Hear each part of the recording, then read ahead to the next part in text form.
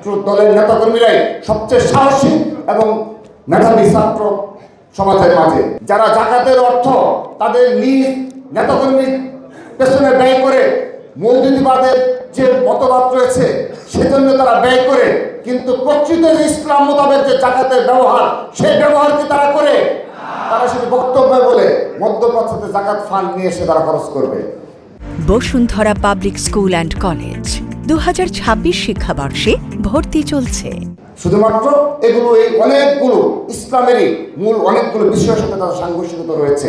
আপনারা সবচেয়ে শিক্ষিত সমাজ, আপনারা সেই বিষয়গুলো আরো পড়াশোনা করে আপনারা সেই বিষয়গুলো সাধারণ শিক্ষার্থীদের মাঝে এই ধর্মের নামে যেভাবে আজকে বাংলাদেশে একটা উগ্রবাদী শক্তি উত্থানের জন্য তারা প্রচেষ্টা চালিয়েছে। সর্বশেষ আরেকটি বিষয় বলে আমি আমার বক্তব্য শেষ করে দিচ্ছি।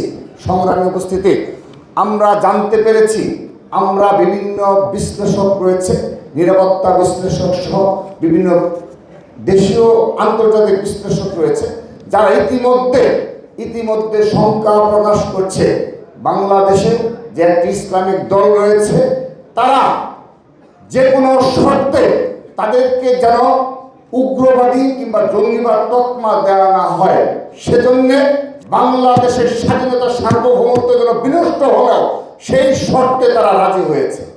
আমরা সেগুলো জানতে পেরেছি। এগুলো যারা সচেতন রাজনীতিবিদ শুধু তারাই জানবে। আমরা এখানে যারা রয়েছি সবচেয়ে সচেতন পলিটিশিয়ানরা, ছাত্র দলের নেতাকর্মীরাই সবচেয়ে সাহসী এবং মেধাবী ছাত্র সমাজের মাঝে। সেহেতু আমাদের এই বিষয়গুলো স্পষ্ট করতে হবে। বাংলাদেশ যেন আবারও কোনো ঝুঁকির মাঝে যেন না পড়ে, আমাদের স্বাধীনতা সার্বভৌমত্ব যেন বিনষ্ট যেন না হয়, কেউ যেন শুধুমাত্র ক্ষমতার স্বার্থে, ক্ষমতায় লাভের স্বার্থে বাংলাদেশের স্বাধীনতা সার্বভৌমত্ব বিকিয়ে না দেয়। বিএনপি একমাত্র দল। আমরা কিছুক্ষণ আগে একজন বিশুদ্ধ জাতীয়তাবাদী নেতার গল্প শুনলাম। কত সাবলীল ভাষায় বাংলাদেশকে তারা হৃদয়ে ধারণ করে, কত সাবলীল ভাষায় তিনি স্পষ্টভাবে বাংলাদেশকে নিয়ে কত পরিকল্পনা তিনি উপস্থাপন করলেন। সেজন্য আমাদেরকেও, আমরা তাদের উত্তরসূরি, আপনারা তার উত্তরসূরি।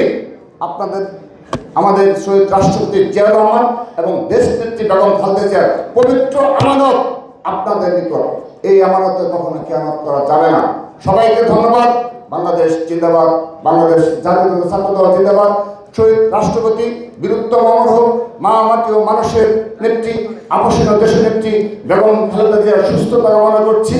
আমাদের অহংকার ছাত্র দলের সাংগঠনিক অভিভাবক জনাব তারেক রহমান জিন্দাবাদ, জিন্দাবাদ। সবাইকে ধন্যবাদ।